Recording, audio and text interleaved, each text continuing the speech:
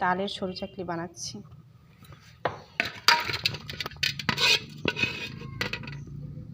আমি একটু লিকুইড করে নিয়েছি, তালের লিকুইডের সঙ্গে আতপ চালের গুঁড়ো অ্যাড করেছি। তাওয়ার মধ্যে দিলাম, এটা একটা স্টিল, ঠিক আছে, মিলে নেব।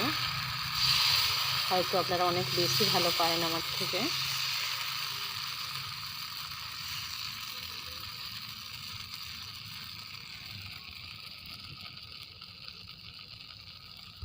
দেখুন, এটা একটা স্কিল মেলার।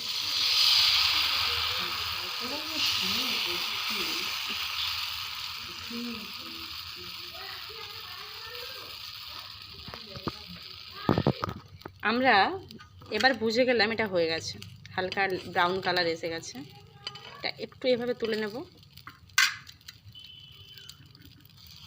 এই দেখুন,